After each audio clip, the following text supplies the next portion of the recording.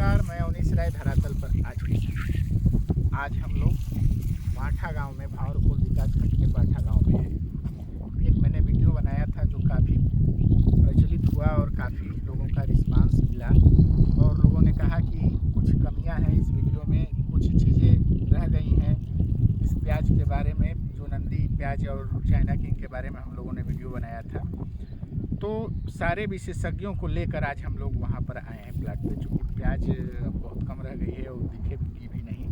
हाथ में आप थोड़ा ये राजेश राय जी हैं, एलोरा के आरएम हैं, वहाँ पे सर्वेश राय जो इस क्षेत्र के डॉक्टर फसलों के हैं, सभी किसान इन्हीं से सलाह लेते हैं।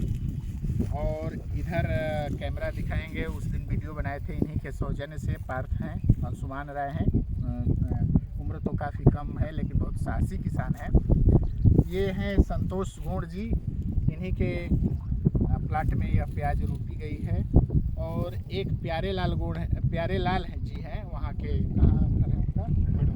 मेड़ौरा के थे। उनके यहाँ बाढ़ आ गई थी, इसलिए वहाँ रोपण नहीं हो पाया और इन्हीं के प्लाट में लगाए थे। इतने लोगों के सौजन्य से इस प्याज का ट्रायल हुआ और संजोग कहिए या जो भी कहिए काफ़ी सफल रहा और यह मील का पत्थर इस क्षेत्र के किसानों के लिए साबित होगा। क्योंकि उस समय अक्सर हम लोग मटर की खेती करते हैं जिसमें सक्सेज, अर्ली मटर में सक्सेज नहीं हो पाते हैं। उसके बाद हम लोगों का ध्यान ये गर्मी के प्याज में भी जाता है, तो उस समय भी उस हिसाब से दाम नहीं मिल पाता है।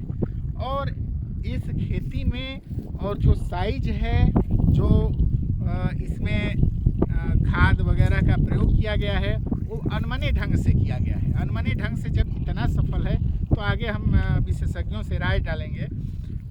सबसे पहले राजेश जी से हम रूबरू होंगे और थोड़ा बताइए इस प्याज के बारे में बताइए, और कब कैसे क्या होता है, कैसे आपको लगा कि यह सफल है इस क्षेत्र के किसानों के लिए। नमस्कार, मैं Rajesh Rai, Ellora natural seeds private limited, Chhatrapati Sambhaji Nagar. किसान भाइयों, धन्यवाद करना चाहूँगा। मैं पार्थ जी को धन्यवाद करना चाहूँगा, प्यारेलाल जी को, सर्वेश राय साहब को और संतोष जी को, और ख़ासकर जो है अवनीश जी, जो कि इस प्याज के बारे में सभी लोगों को बता रहे हैं कि बहुत अच्छा ये है। ये जो प्याज है एक्चुअल में अभी तक पूरे भारत देश में सिर्फ 2 जगह उत्पादन होता था।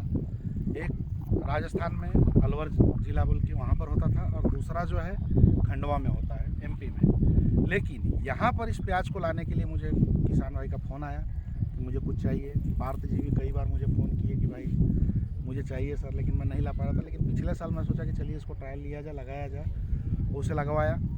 इसकी जो है, इससे प्याज को बोला जाता है गंठी से तैयार किया हुआ प्याज, कहीं कली से प्याज बोलते हैं, खंडवा में कली बोलते हैं और वहाँ पे गंठी बोला जाता है। ये 2 भाषा यूज की जाती है। और गुजरात में भी होता है, लेकिन गुजरात का जो है कलर और अलग है। लेकिन ये जो प्याज जो है हमारी, जो प्याज की वैरायटी जो है, ये नंदी वैरायटी और चाइना किंग 2 वैरायटी आती है। जो कि यहाँ पर जो लगा है, जो नंदी प्याज वैरायटी लगाया गया है, इसकी गंठी में ला करके इसको जो है मेरे ख्याल से 100 या 80 किलो ला करके दी जाती है। सही बात है। और उसी से जो है आज जो तैयार हुआ है खेत यहाँ पर बहुत बढ़िया से। लेकिन इसके जो करने का जो तरीका है, जो हम लोग जो रबी और खरीफ की जो प्याज करते हैं उससे हटके है। इसे जो है अभी, मतलब कि अभी जो चल रहा है जनवरी, तो इसे 15 दिसंबर से लेकर के 15 फरवरी तक इसका जो है नर्सरी में प्याज डाला जाता है, जो कि गुंठा बोलते हैं। अब ये बताइए कि जो नर्सरी में प्याज डाला जाता है, प्याज का बीज, तो किस हिसाब से डाला जाता है, कितने एरिया में डाला जाता है? देखिए, एकड़ में 25 से 30 किलो लगता है। अच्छा, जो प्याज बीज जो है, बीज 1 एकड़ में 25 से 30 किलो लगता है, और गुंठे में जो है 2 किलो लगता है। और 1 एकड़ में जो आप डालेंगे उससे कितनी रुपाई कर सकते हैं?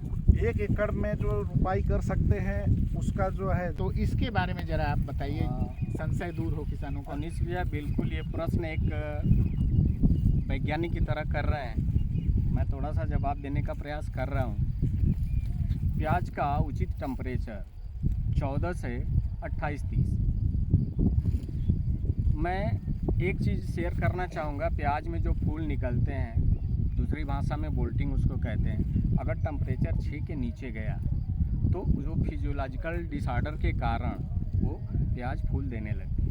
दूसरी चीज़ है कि जब टेम्परेचर आपका 33 डिग्री से ऊपर जाने लगता है तो प्याज स्वतः उसमें फिर से फिजियोलॉजिकल डिसऑर्डर शुरू होता है और फूल निकलने लगता है, बोल्टिंग शुरू हो जाती है। तो इस मौसम में जिस समय ये लगाया गया प्याज, संभवतः प्याज इन्होंने अक्टूबर के महीने में लगाई थी, 10 अक्टूबर को ये लगाए थे।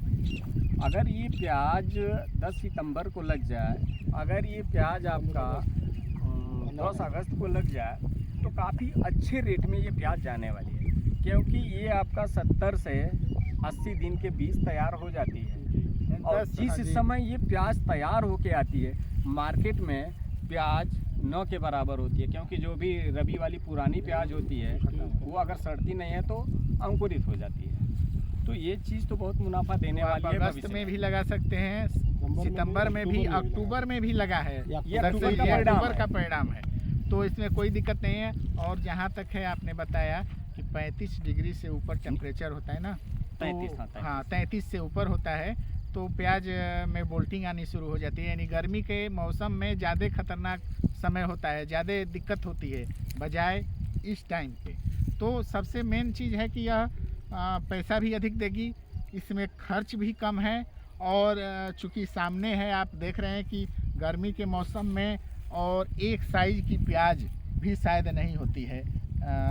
इस पे लास्ट में आप कुछ बताइए। दूसरी चीज़ मैं ये कहना चाहूँगा कि इसमें आपको श्रम भी कम करना है, सिंचाई कम करनी है, क्योंकि ये शायद एक आध सिंचाई करनी पड़े, नहीं तो ये बारिश के पानी से लेट लगाने से आपका 2-3 मैक्सिमम 3 सिंचाई पे ये प्याज तैयार हो गई है। जो हमारी रबी सीजन की प्याज है तो हमें लगता है कि वो मिनिमम 8 पानी तक जाता होगा पार जी। जी 7 पानी, 7-8 पानी लग जाता है। लू हो चालू हो जाए तो और जल्दी और जल्दी। ये 8 पानी मान लीजिए, 8 पानी 8 स्प्रे, इसमें 3 पानी और 2 स्प्रे, यही खासियत है इसकी। और दूसरी चीज़ है सेम है कि मैं धन्यवाद देना चाहूँगा पार जी को, जो इतना मेहनत करके बिना किसी स्वार्थ के इस वैरायटी को प्रमोट करने में इनको 100 पूरा का पूरा श्रेय इनको जाता है। और जो बचा खुचा श्रेय है वो हम अवनीश भैया को देना चाहेंगे कि इन्होंने एक जर्नलिस्ट होते हुए बिना किसी स्वार्थ के किसान के पास जाना, जो लगाए हैं उनका वीडियो बना के इसको फेसबुक पे डालना या दूसरे माध्यमों से डालना, ताकि आप इसका लाभ ले सकें। किसानों को आप अगर और इस प्याज के बारे में जानना चाहते हैं तो दोनों लोगों से मैं आग्रह करूंगा। सबसे पहले राजेश जी कृपया अपना नंबर जारी करिए। मेरा नंबर जो है 7768000383। आपको कभी भी 24 घंटे फ़ोन लगाइए, आपको पूरी जानकारी मिलेगी। और ये सर्वेश जी हैं जो 9569811055 सुबह 8 से शाम को 7 बजे तक आप अपनी किसी भी तरह की समस्या की जानकारी ले सकते हैं निःशुल्क। सबसे बड़ी बात है कि इस कंपनी ने नए आयाम स्थापित किए हैं, ये नंदी ला करके। एक चीज़ हम लोग इसके एमडी आए थे एक बार इस तरह किसानों के लिए, लास्ट में मैं कहना चाहूँगा तो इस क्षेत्र में सुखसागर वैरायटी सबसे ज़्यादा रोपी जाती है और कहीं नहीं। तो सब किसानों ने कहा कि भाई इस टाइप का आप लेकर आएंगे तो कुछ अच्छा रहेगा। तो उसके बाद 2-3 साल के लिए 3 साल का उसमें रिसर्च हुआ, ट्रायल हुआ और सुखसागर, कौन सा नाम है उसका, सुखसागर मोती नाम से इस क्षेत्र को सौगात दी गई है। पार्थ जी इस पे कहना कुछ चाहेंगे? जी, मैं थोड़ा नए किसानों के लिए बताना चाहता हूँ जो ये नंदी और चाइना किंग लगा रहे हैं। इस समय लगभग 100 किसान बीज लेकर गए हैं। उन लोगों के लिए बताना चाहता हूँ कि कम से कम ये 25 जनवरी आने वाला है, एक हफ्ते के बाद आप लोग बीज की तैयारी करें और 15 फरवरी तक इसको डाल दें। इसमें यही ध्यान देना है कि 30 धूर, 25 से 30 धूर में हम लोग के यहाँ जो बोला जाता है धूर, उसमें 1 kg डालें कि बढ़िया कंद आए। और उसमें ये ध्यान देना है कि 15 mm 1.5 सेंटीमीटर का व्यास होना चाहिए, इतना, उससे बड़ा ना हो।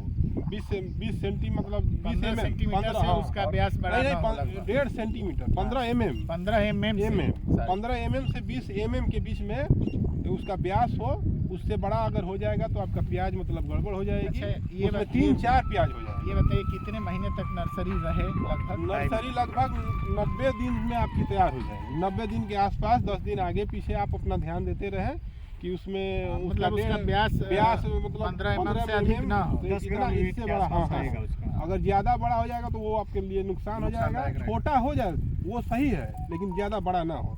छोटा होगा तो 10 दिन लेट होगी। जैसे आपकी 70 दिन में निकल रहा है एवरेज में, वो 80 दिन में जाएगी। हो सकता है 90 दिन में जाए, लेकिन अगर ज़्यादा आप बड़ा कर देंगे कि हो सकता है कि कोई ज़्यादा उत्साह में करे कि थोड़ा बड़ा कर दिया जाए, इसको जल्दी आ जाएगा तो जाए, गलत 50 दिन में आ जाए, वो गड़बड़ हो अच्छा जाएगा। देखिए, लास्ट चीज़ हम लोग भूल गए थे, उससे आपसे वीडियो मंगाए हैं कि कैसे इसका रख रखाव होता है। इसे जब नर्सरी निकालेंगे तो क्या इसे सुखवाते हैं? उसको जो है ऐसे पत्ती के जैसे ही हाँ, हाँ। पत्ती के साथ इसको निकलवा लीजिए। जी, हाँ, जी, पूरा जो है सीधे पूरा निकलवा- सीधा इसको निकाला जी। करके और इसी तरह से बांध करके इसको जो है वैसे हरा ही? हाँ लटका नहीं नहीं दीजिए। भैया, 1 मिनट रुकिए, बता रहे हैं। उसको लटकवा दीजिए, ऐसे बढ़िया आप एक मतलब इसमें एक वीडियो डाल किए हैं उसमें। इतना बड़ा मोटा पांजा बना लीजिए, इधर पांजा कहा जाता है उसको। तो ऐसे जैसे बनाकर धान का नर्सरी हाँ बनाते हाँ हैं। धान ऐसे वाला निकाल बांधा कर जाता है, आप लहसुन अब बांधा बांध जाता है। लहसुन सेम लहसुन रस्सी जैसे से बांधते हैं, रस्सी से हाँ, बांध कर अब ये करना है आपको 5 दिन तक। हाँ। इसको मिट्टी पर, सूखी हुई मिट्टी पर, अपने द्वार पर चाहे खेत में कहीं छायादार भी, स्थान। छायादार नहीं, धूप में उसको रखिए। ऐसे रखिए कि जैसे प्याज मतलब प्याज पर धूप ना लगे, प्याज पर पत्ती ना पर लगे, धूप लगे। पत्ती पे लगे। प्याज पत्ती मतलब ढकी हाँ। रहे, प्याज ढकी रहे और इसी तरह इस लगा तरह से दीजिए जैसे आप। कि जो है ना 1 हफ्ते के बाद अपना स्टोर, हाँ इस तरह से ऐसे इस वैसे तरह ऐसे से भी जिस समय ये निकाली जाएगी, हाँ। इतना धूप टेम्परेचर रहेगा। आपका 40 के आसपास रहेगा। तो छाया में छाया में ही रखना इसको बेहतर होगा। वहाँ पे उसके बाद छाया में 2-3 दिन सुखवा कर आप इसका वीडियो मैं उसको भेज छाया दूंगा। में। जी, इसका मैं वीडियो जो बन चुका है उसको हाँ, मैं आप उसको लोगों को भेजिए। भेज दूंगा। आप लोग जो है जारी करेंगे। और जब रखना रहेगा तब हम उस टाइम में भी जानकारी लीजिएगा, आपको देते रहेंगे हम। मैं अवनीश राय धरातल पर आज के साथ फिर नई जानकारी नए वीडियो में नई खेती के बारे में आपको लेकर चलेंगे। आज के लिए बस इतना ही।